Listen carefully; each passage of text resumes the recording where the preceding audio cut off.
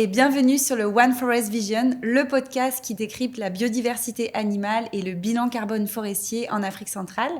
Nous avons la chance aujourd'hui de recevoir Stéphanie Bourgeois, qui est chercheuse spécialisée dans la conservation des éléphants de forêt au Gabon depuis plus de 10 ans. Alors merci pour votre invitation. Donc effectivement, je m'appelle Stéphanie Bourgeois, ça fait 10 ans que je travaille pour l'Agence nationale des parcs nationaux du Gabon, où je coordonne la recherche scientifique sur les éléphants et le laboratoire de génétique de la faune. Vos travaux ont permis effectivement de mieux comprendre l'écologie des éléphants de forêt, d'identifier les principales menaces qui pèsent sur eux. Mais quelles sont aujourd'hui les plus grandes pressions de cette espèce et comment y répondre plus efficacement ? Alors tout d'abord, il faut rappeler que l'éléphant de forêt, c'est une espèce qui est classée en danger critique d'extinction par l'UICN. Donc on estime aujourd'hui qu'il n'y a plus que 135 000 éléphants de forêt en Afrique, dont 70% sont au Gabon. Donc la population a été décimée d'une part par la pression de braconnage pour le trafic international d'ivoire et d'autre part par la réduction drastique des habitats qui sont disponibles pour ce grand mammifère qui a besoin de beaucoup de place évidemment pour vivre. Donc la situation du Gabon reste assez exceptionnelle puisqu'il y a 88% de couverts forestiers, donc un habitat potentiel encore assez important pour l'éléphant de forêt. Et comme je l'ai dit, la population a été assez bien préservée puisque 70% des effectifs de l'espèce sont aujourd'hui au Gabon. Néanmoins, même au Gabon, des pressions subsistent sur l'espèce. Donc c'est vrai que des efforts très importants ont été mis en œuvre pour la lutte anti-braconnage, notamment suite au constat d'une perte énorme dans le parc national de Minkébé en 2014, puisqu'on s'est rendu compte que 80% des éléphants avaient été massacrés, ce qui était resté assez inaperçu à cause du couvert forestier et de la zone qui est très reculée. Donc suite à cela, de gros efforts ont été mis en œuvre pour la lutte anti-braconnage, mais ça reste une pression qui subsiste pour l'espèce. Et ça, on a pu le mettre en évidence notamment parce qu'il y a toujours des saisies d'ivoire régulièrement au niveau national, mais aussi parce que dans notre laboratoire de génétique, nous avons analysé des saisies internationales pour montrer que malheureusement, il y a encore pas mal d'ivoire qui provient du Gabon. Donc le Gabon est encore un pays source pour l'ivoire. Est-ce que vous pourriez préciser les missions de ce laboratoire ? Tout à fait. Donc, le laboratoire de génétique de la faune de l'ANPN a 2 missions principales. Donc, la première, c'est de produire des données scientifiques pour appuyer les décisions de gestion. Donc, un bon exemple de cela, c'est le recensement national des éléphants que nous avons mené en collaboration avec des partenaires en 2021 et qui a permis, grâce à la génétique, d'avoir une estimation très fiable des effectifs de l'espèce au niveau du Gabon. Et puis, la deuxième mission, ça, c'est vraiment une première au niveau de l'Afrique centrale, c'est que nous sommes capables de réaliser des analyses de génétique forensique. Donc la forensique, c'est aussi ce qu'on peut appeler la police scientifique. Donc c'est l'utilisation des méthodes scientifiques pour appuyer les investigations et les poursuites judiciaires. Donc aujourd'hui, nous avons des tests génétiques qui sont capables, par exemple, de prouver qu'une pointe d'ivoire provient d'une carcasse en particulier qui a été découverte dans un parc national et ainsi d'apporter des charges supplémentaires dans les poursuites judiciaires contre les crimes fauniques. D'accord, donc très concrètement, à partir d'une pointe d'ivoire, vous arrivez à remonter le fil de l'enquête en lien avec la justice, évidemment. Donc en fait, ce qu'on utilise, c'est l'ADN qui est spécifique à chaque individu. Donc les éléphants ont un ADN qui leur est propre, donc comme on pourrait dire comme un code-barre génétique qui est unique pour chaque éléphant et qu'on peut retrouver sur une carcasse d'éléphants abattus, dans des pointes d'ivoire saisies ou par exemple sur des traces de sang qui pourraient être retrouvées sur une machette ou sur les vêtements d'un suspect. Et grâce à ça, on arrive à établir un lien entre scène de crime, suspect et produits saisis. D'accord. Donc votre équipe, elle combine plusieurs outils scientifiques comme la génétique, les GPS, les pièges photographiques et acoustiques. Et comment ces technologies améliorent-elles le suivi et la protection des éléphants de forêt ?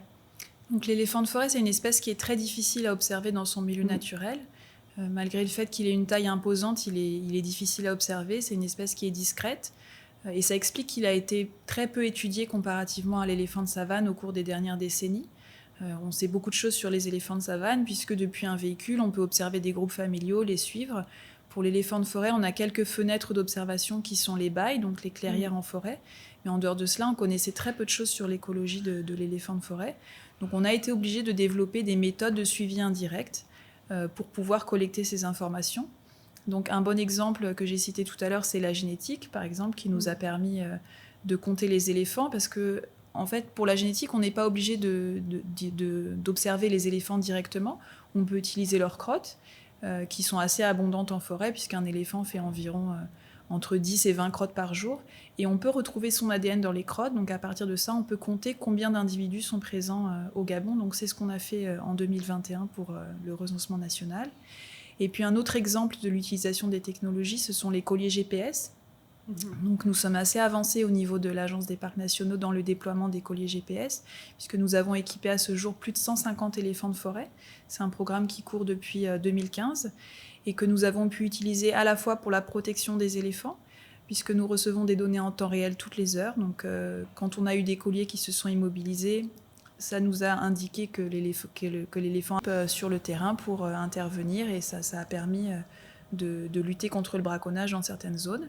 Et puis également, toutes ces informations, elles sont rassemblées dans une vaste base de données qui nous fournissent aujourd'hui des données inestimables pour comprendre le comportement des éléphants, comprendre l'impact des activités humaines, puisque comme je le disais tout à l'heure, au Gabon, la pression n'est pas tellement une réduction de l'habitat dans le sens où le taux de déforestation est très faible, mais on sait qu'il y a quand même une perturbation. Les activités humaines perturbent l'habitat des éléphants. Et on a pu, grâce à ce suivi par collier GPS, mettre en évidence des modifications comportementales assez rapides finalement, qui sont liées à la pression humaine dans les habitats. Et puis ça nous permet également de comprendre une autre pression qui pèse sur l'éléphant de forêt aujourd'hui, et qui est probablement la pression la plus importante actuellement, qui est devenue vraiment un enjeu social, économique, politique et écologique majeur, qui est le conflit entre l'homme et l'éléphant de forêt, puisque toutes ces perturbations de l'éléphant dans son habitat, l'augmentation des contacts également, qui est due à l'augmentation des activités humaines, ça a créé un déséquilibre entre la cohabitation qui se faisait entre la faune et les communautés locales depuis des siècles. Et aujourd'hui, ce déséquilibre entraîne une augmentation dramatique des conflits, qui se traduit pas seulement par des dévastations, des pertes de cultures, des plantations, mais également par une augmentation préoccupante des cas de mortalité humaine. Et c'est vraiment aujourd'hui une pression sur laquelle on doit travailler à très court terme pour assurer la survie de l'éléphant de forêt. Donc toutes ces techniques qu'on a mises en place, elles permettent de mieux comprendre le phénomène et ainsi de contribuer à proposer des solutions durables pour une coexistence apaisée avec cette espèce. Et les colliers sont plutôt posés sur des mâles, des femelles? Alors, c'est une très bonne question, parce que en fait, et donc effectivement, nous on a essayé de poser de façon égalitaire sur les mâles et les femelles, mais on s'est aperçu que sur le terrain c'était un petit peu plus compliqué que sur le papier. Il faut savoir que poser un collier sur un éléphant de forêt, c'est un grand défi.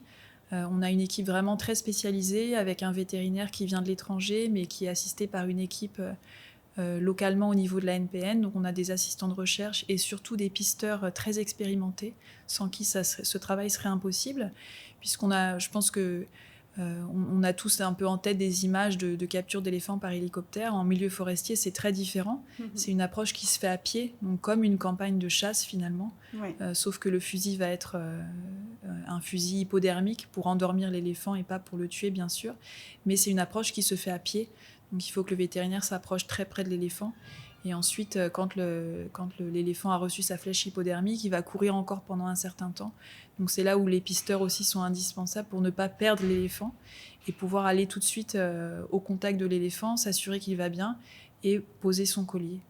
Donc c'est vraiment, c'est une entreprise qui est assez périlleuse. Et on s'est rendu compte que dans certaines zones où les éléphants subissaient une pression humaine plus importante, les mâles étaient vraiment très discrets, très méfiants, très habiles pour se cacher. Et au contraire, les zones où ils sont moins dérangés, on arrive à avoir un petit peu plus de colliers sur les mâles.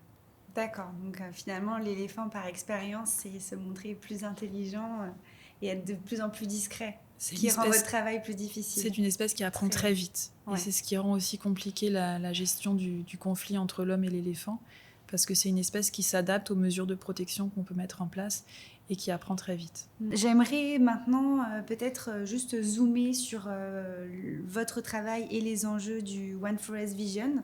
Donc vous co-encadrez un doctorant, même plusieurs doctorants, j'imagine, pour approfondir les connaissances sur les conflits hommes-éléphants. Et comment les objectifs de cette recherche peuvent-elles contribuer à une coexistence plus apaisé. Est-ce que les doctorants ont ce rôle-là également ? Donc effectivement, dans le cadre du One Forest Vision, nous allons co-encadrer avec le Muséum national d'histoire naturelle de Paris un doctorant qui va travailler sur la compréhension des causes des conflits entre l'homme et l'éléphant. Donc on va travailler d'une part sur les causes écologiques, comme la densité et le comportement des éléphants, puisqu'on a constaté, notamment grâce au collège GPS, que certains éléphants se rapprochent de plus en plus des zones villageoises. C'est ce qui peut entraîner cette perception erronée que le nombre d'éléphants a augmenté, mais il y a certainement quelque chose qui a changé dans leur comportement. Et puis d'autre part, ce doctorant va s'intéresser également dans ses recherches à mesurer la tolérance des communautés locales. Et ça, c'est quelque chose qui est souvent négligé en fait dans les stratégies d'atténuation, puisqu'on a besoin bien sûr de réponses urgentes, rapides. Donc on va souvent se focaliser sur la protection des biens et des personnes. Mais si on veut des solutions durables, il faut absolument s'intéresser à la perception que les communautés locales ont finalement de la cohabitation avec l'éléphant, puisque on peut avoir dans certaines zones des dégâts causés par les éléphants qui sont très importants, mais que certaines communautés vont bien tolérer, donc ils vont finalement entraîner un niveau de conflit assez supportable. Et puis dans d'autres communautés, des dégâts beaucoup moins importants peuvent générer un conflit immense qu'on va avoir du mal ensuite à apaiser. Et tout ça s'explique parce que la perception, elle est influencée d'une part par l'expérience qu'on a eue antérieure avec les éléphants, mais aussi par tout un contexte socio-économique, culturel et même politique qui va faire que pour un niveau de dégâts similaire, les communautés locales vont réagir différemment. Et on le voit bien à travers le Gabon. Il y a des perceptions et des niveaux de tolérance vis-à-vis des éléphants qui sont différentes. Donc l'idée de cette thèse, c'est vraiment de distinguer l'influence des facteurs écologiques et des facteurs humains sur les risques de conflit.